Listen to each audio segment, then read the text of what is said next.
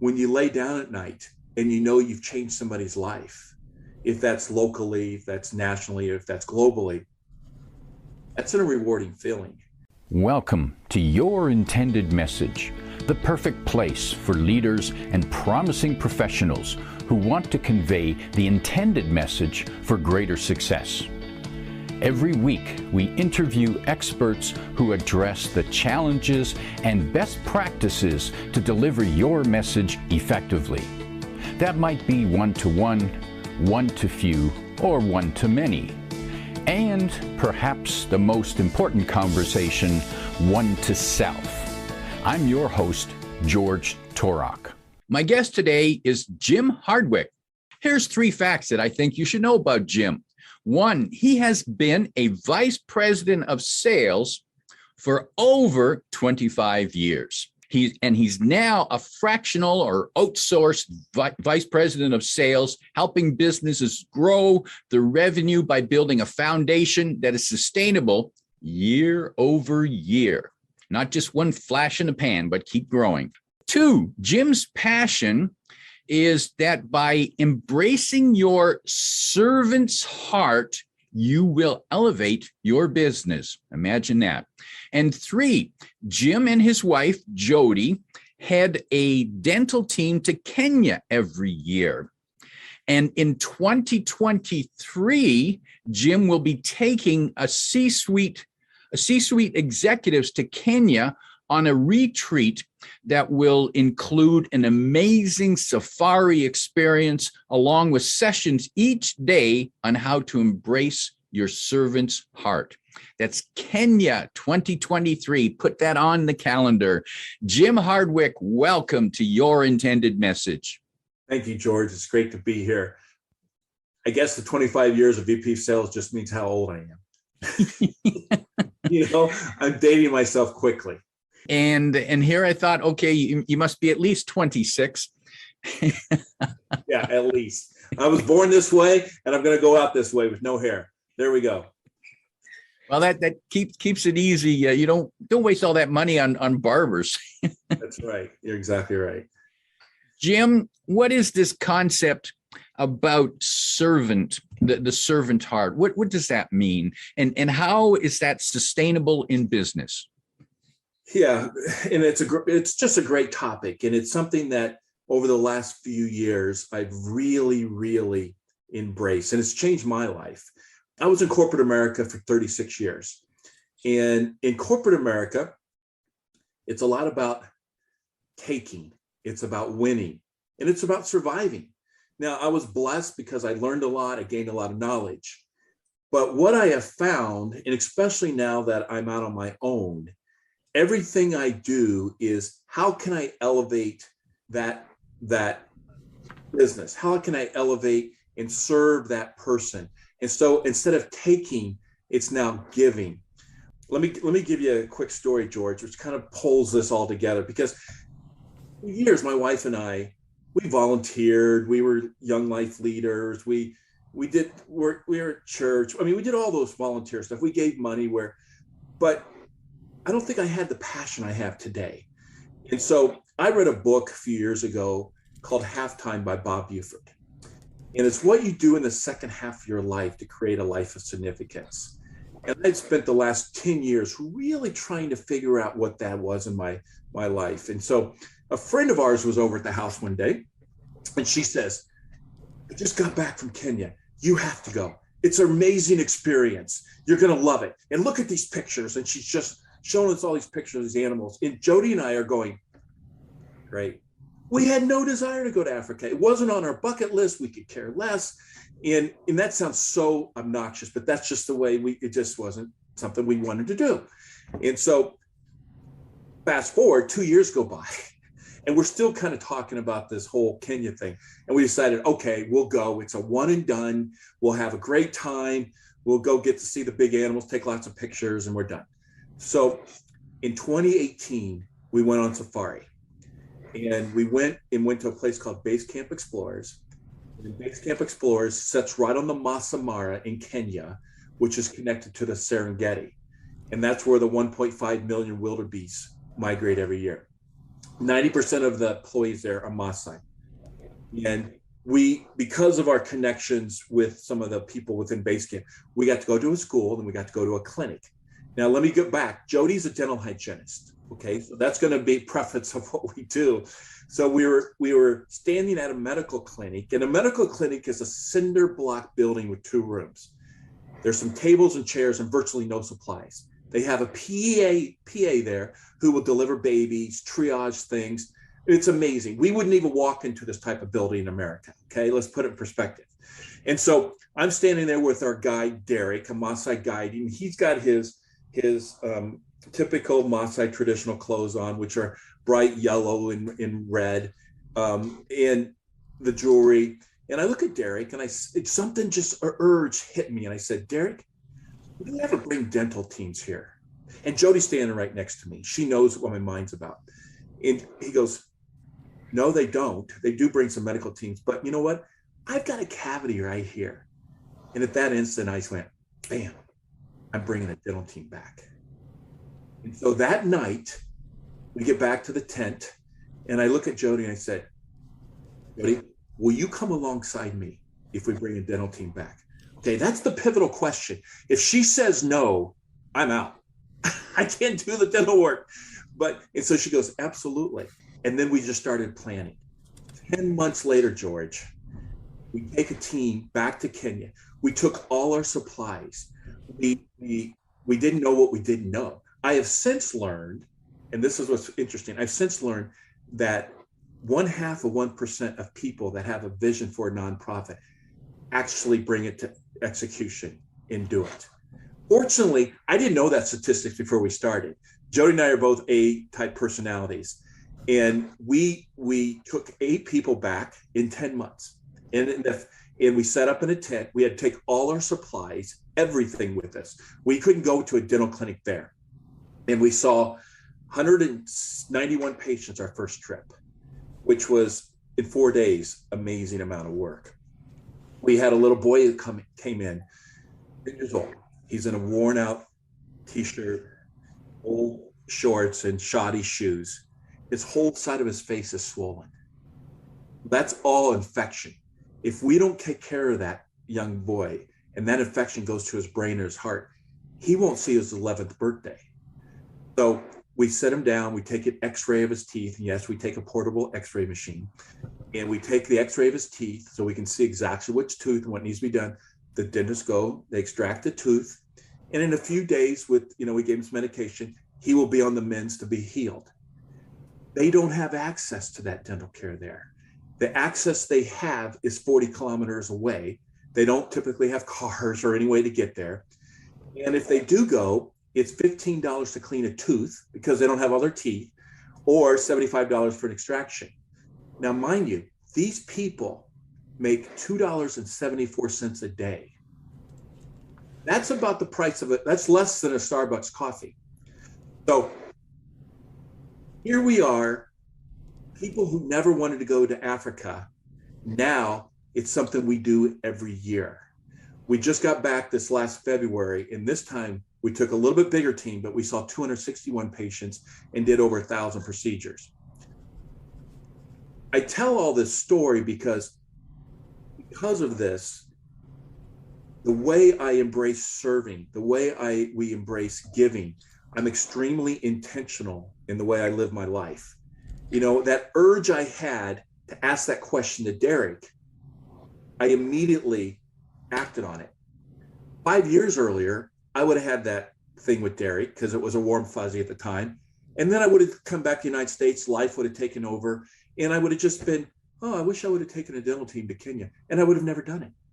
But because of, as you get older, and I've had people pass away in my life and things, you just realize how precious life is and how short it becomes.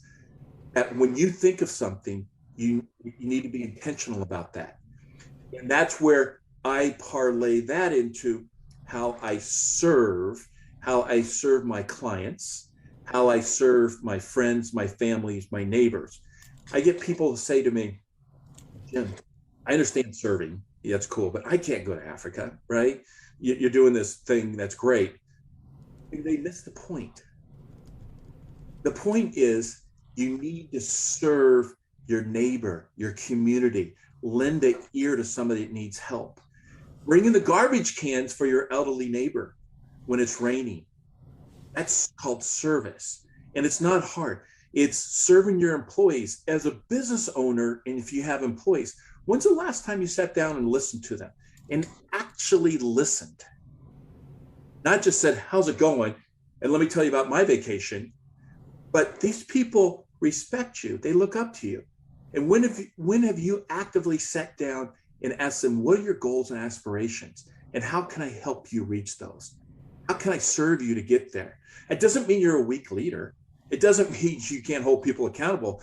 What that means is you're there to help them reach their goals and aspirations. Because most people's goals and aspirations aren't, I want to come to work 8 hours every day and continue to come to work out every day, to work every day. Most people's goals and aspirations is, I want to put my kids through college. I want to pay off my house. I want to buy a house. I want to go on a nice vacation. I want to buy a new car. How do you know that? I mean, those are just examples of what it really, really means to serve and to be vulnerable. So I'll just stop right here because I know I've talked a lot, and see if you have any questions. Did you, and you mentioned the second half of your life, making it worthwhile. Did you go through a transition where suddenly you had this realization that, gee, I need to serve more. I haven't been doing enough of that. Was there a transition? And was it the Africa trip that did it, or was it something that happened earlier in your life? I think it's a combination of two things. One is I started working for myself, and that is my sales fractional VP of sales, where I'm a sales builder. I go in and I help companies that are in sales pain. I roll my sleeves up. I'm not a consultant and go in for 3 days and here's your book, good luck. People do that and they do a great job. But I go in and I'm involved with their organization 3-4 months up to a year. And so because I do that now, I don't have to monetize everything out of my business. So I'm constantly saying to people, I give away free advice. If you have sales pain, if you need a question about sales, call me.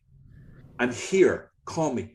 When I do that, George, I get calls. I talked to a CEO of a healthcare company. I was in healthcare for 36 years, and he knows software unbelievable. He's got a great program, but he's still trying to learn about healthcare.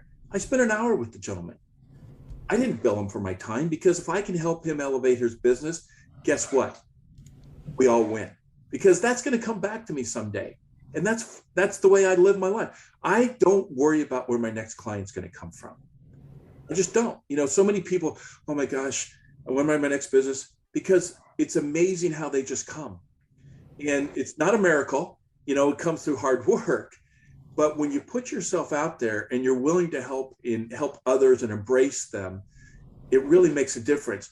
And then I'll drop that on top of the attitude of when we get to Kenya and the impact, and you watch lives change because of the dental care that we provide, and how rewarding that is. One of the things I want to share with you, and the thing that I think people forget, and a key point I want to make is, when you really have this attitude of serving, it comes back to you tenfold.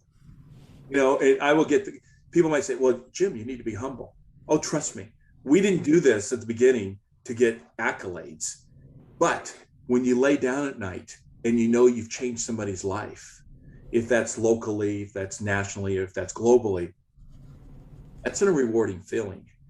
Because everything else in life, as far as I'm concerned, is just stuff. How much money can you get? How many cars can you own? How big can your house get? Who cares? How can you change that individual's life? How can you mentor to somebody and help them and lift them up and just give them 30 minutes of your time? Be there when they need help, or find somebody that's in trouble and need, and maybe you got an extra $20 you can give from the act of giving from monetary, or you just give the act of giving yourself. And that all makes a difference. So those two things, George, have come together just to embrace how it's really been changing my life. And I will say that my wife and I are on the same page, because she's let's call her a dental angel. She is amazing when it comes, she's a dental hygienist. People will literally leave the state to move, but they'll fly back to Phoenix to get their teeth cleaned by my wife because she's that good. And she just has this special talent. And she was able to share that in Kenya. She shares that with their patients. People come in and they're just calmed by her. Let's call her the dental hygiene whisperer, right? So I'm great to have a partner that we're on the same page and we think alike. And I'm going to say this too. It doesn't mean it's always easy. What we've done, we've been in tears at times because it's just her and I. When you take 14 people to Kenya with over 600 items and you're flying halfway around the world and you're trying to navigate a third world country and you get through customs at 1:00 in the morning and they want $10,000 for a tax. And then you're negotiating the tax with the Kenya government, which is even more mind blowing that I'm able to negotiate and got it down to 5,000. You're just going, oh my gosh, right? But we're there for a program. We're there to help. But that's the reality when you do those things. It's a lot of work, but it's very rewarding. Jim, when you serve others, I think you said you could do it it could be something as simple as a $20 donation. It could be your time, effort, could be advice. Have you had people say, Jim, you gotta stop giving yourself away to everybody. People are going to take advantage of you. Fortunately, I haven't. And maybe because I'm 6'2", 250 pounds, I come across as fairly dominant. I think my heart's good. And I want to portray that. But I've never had that, George. And that's a good question because as much as I say about serving, it's hard for me initially to trust people. And that seems like it's crazy. But everybody people will take advantage of you if you let them. And I have my guard up. And it's today's world, you have to be aware of what's out there. So you pick and choose, right? And I think when it comes to service, it needs to be what you're passionate about. Don't just serve to say I served. It's not a checkbox. Hey, I served today. And I think that's probably, for many years, we served out of, a lot of things we wanted to and we felt called to.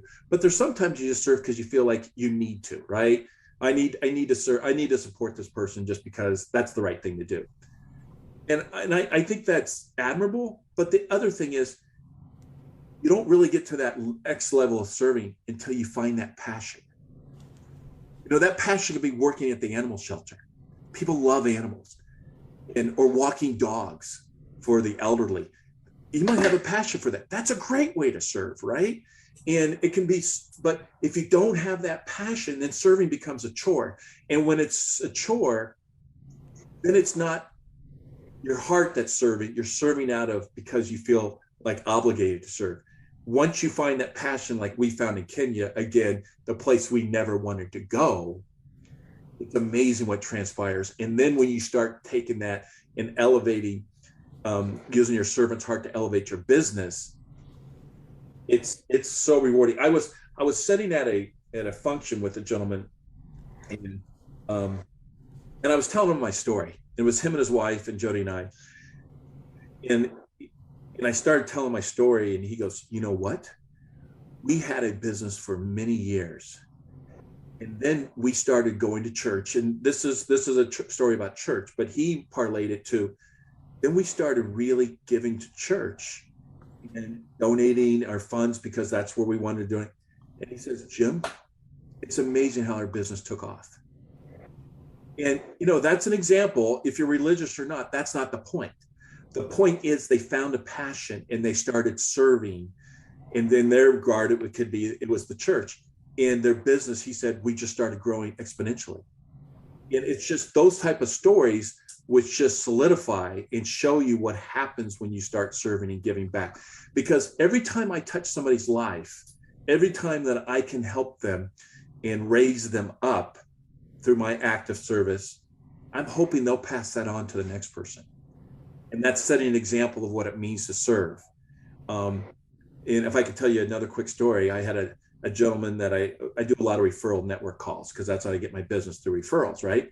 And so this young guy was just started a company, and we met and we talked, and he just started as a sales rep, and it was an HR type of company, services, and he just started there. It was really his first thing in sales. He'd been in the operations side, and about 4 weeks later, calls me and says, "Jim, can I get on a call with you?" Sure, because I had offered him, if you ever have a question or need help, call me.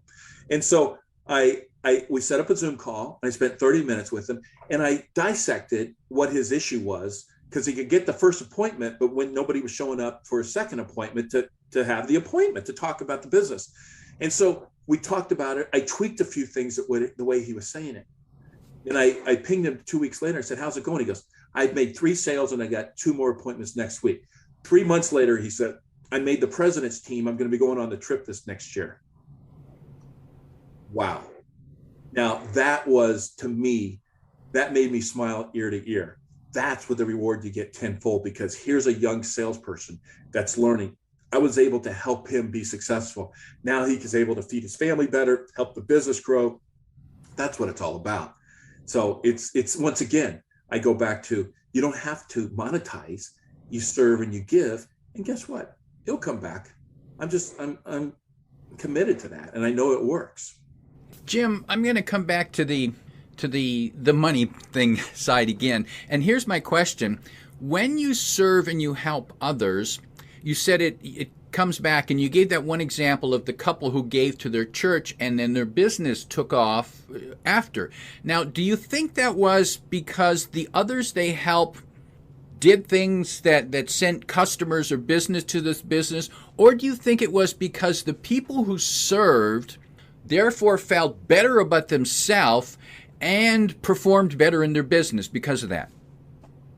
I think it's the latter. I think it's because you take on a different persona when you put yourself out there. Okay, what's the world all about? I want to sell you something. I've got this. As a solopreneur, you don't know how many emails I get on a daily basis, or LinkedIn. "Hey, we can get 5,000 leads for you, and you're going to close 1,600 customers by Tuesday. Trust us." It's only $500 a month. There's no guarantees, but we know it works. There's some of those businesses where I have seen it all. All they want to do is take, because they need to grow their business, right? When you flip that and say, "This is how I can help you. This is how I can serve you," discover what their pains is, and that's basically sales. And you look at ways you can help your customers and try to, instead of selling to your customers, they all of a sudden build trust. And they go, "I'll pay more because I trust you." And it's amazing what happens is, now you need to give a fair price. You don't go out and astronomically. But the other thing I think that comes with this whole serving thing and this trust issue, which is part of it, is being vulnerable, George. You need to be vulnerable to who you are. They need to see who you are, your character, what kind of person you are. When they see that, they'll embrace that. And I think that's the same way with your employees, when your customers. If you put this barrier up and it's all about, look how great I am, and look what I can do for you, that's not the direction we need to go. It's, this is me. Let me see how I can help you and work with you. And let's see if we can come together and then grow this together. And when you take that attitude, because it's a servant's attitude, it can be very, very transformational for both of us, for everybody. One thing I will say is, there's been books written on the servant's leadership, on servant's heart. What I'm talking about isn't anything new.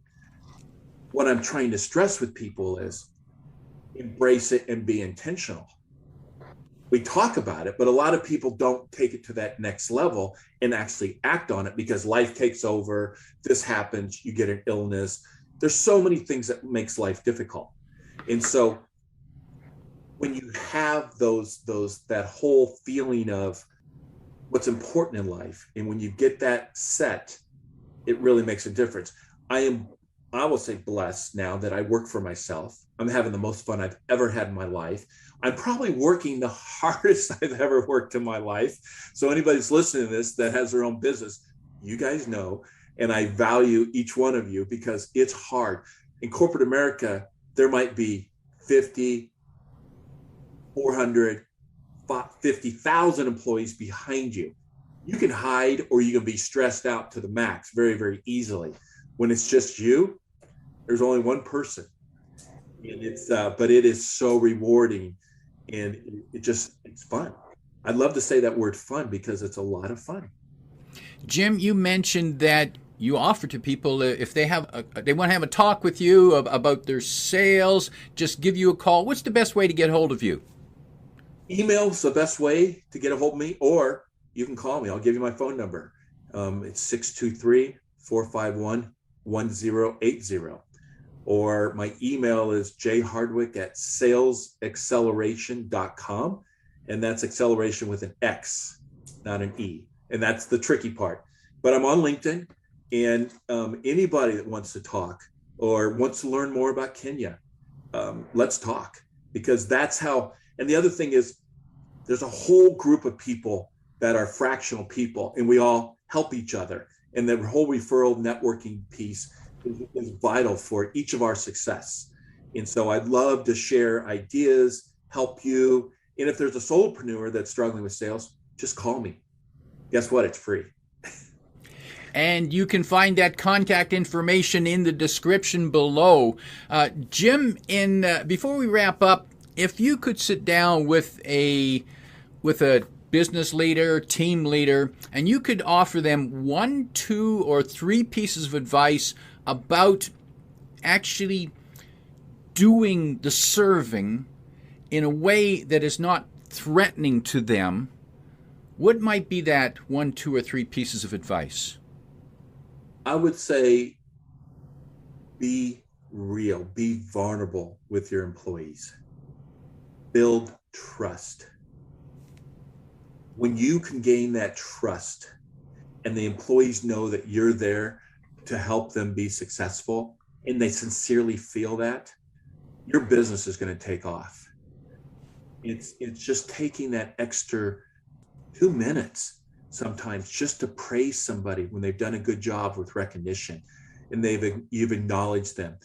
I've seen it a lot where, and this is not necessarily the case in small business owners, but for large corporations, where when the CEO walks in, the president of the company walks in, he can tell a joke and it might not be funny, but everybody laughs, right? Because that's the right thing to do. The important thing for those folks is get down on the level of your employees and understand what their issues are.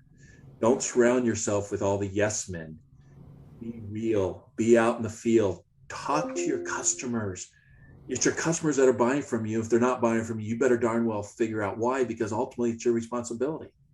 So it's not hard, but people make it hard. It's that trust, it's that vulnerability, and then lead with passion and lead with that servant's heart. Valuable advice.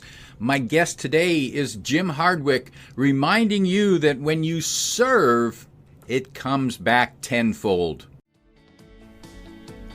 If you like what you heard, remember to like, comment, and share this podcast. Come back every week for more practical insights to help you deliver your intended message. I'm your host, George Torok.